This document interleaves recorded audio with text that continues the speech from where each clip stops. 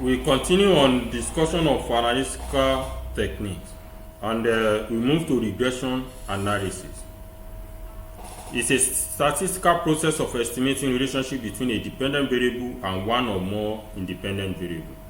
This type of analysis helps you to understand how the value of a dependent variable changes when one of the independent variables changes. So you can say when price increase by 100 naira, the sales will reduce by 10 units. So you will be able to match the estimated quantitative relationship. For example, a large insurance company wants to identify the characteristics, including the age, income, gender, education, etc. of customers that tend to make the most automobile claim. So claim now is the dependent variable, and it will be a function of age, income, gender, education, which are the independent variables. At the end of the day, they want to know for additional 1 year increase in age or 1 step move in age group, what will be the increase or decrease in claim. For higher income people, when the income is increasing maybe by 1,000, what will be the increase in the claim. For gender, the fact that you are a male, does it make you to have higher or lower? The higher the educational level, will it be the higher or lower? So the relationship can be positive or negative. That's the sign. Then you get the size, whether it is a 1% change, increase or decrease that it's going to have. This type of analysis can be used to assess risk and also assist with determining pricing for various automobile insurance products.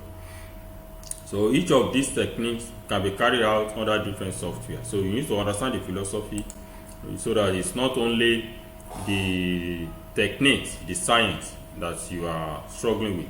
Segmentation analysis. This divides a broad category into subsets that have or are perceived to have common feature, need, interest, or priority. Segmentation provides a convenient mechanism around which to develop products, to construct programs, or execute marketing tactics. Imagine that a bank was developing a strategy to become a leader in mobile payments and mobile banking. Segmentation analysis could help the bank gain market share by identifying key customer segments and developing product recommendations for those that are more likely to use mobile banking.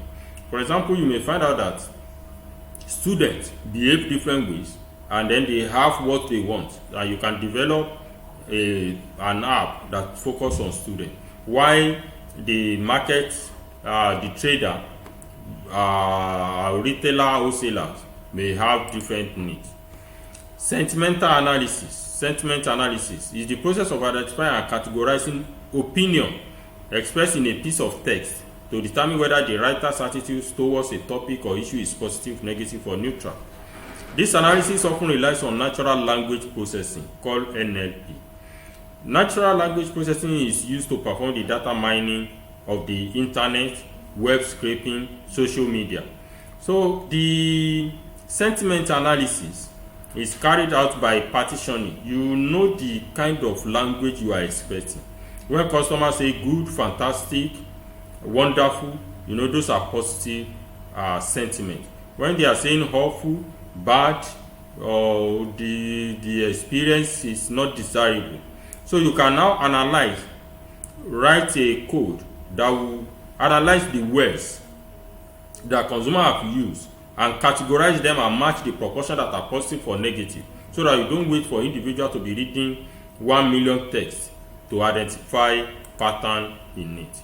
We have simulation, the imitation of the operation of a real-world process or system over time. It requires a model that represents the key characteristics of behavior of the selected physical or abstract system. Sometimes it is hard to determine if a system or a process will react to a change the way we think it will. One way to test changes to a system or process is by performing a simulation. So you pretend that it is real, and then you can observe. Think about hospital admission. For a hospital wanting to figure out how to reduce wait time, analytic tools could help simulate the admission process. So you'll be doing it on the computer, assuming 10 people now arrive and then they are on this bed. If they service this one by 5 minutes, how many will remain after 10 minutes? How many will remain after 1 hour? This allows the hospital to change the values of certain variables and see the impact on the patient wait time. So you can adjust. What if we had a bed now? Then you run it again and you see how the result look like. So it will be like a demo that you want to replicate. Time series analysis comprises method for analyzing time series data to extract meaningful statistics and other characteristics. So time series data are data that occur over time.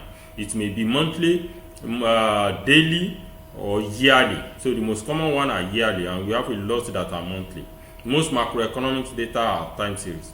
Time series analysis comprises method for analyzing data that are collected over time to extract meaningful statistics.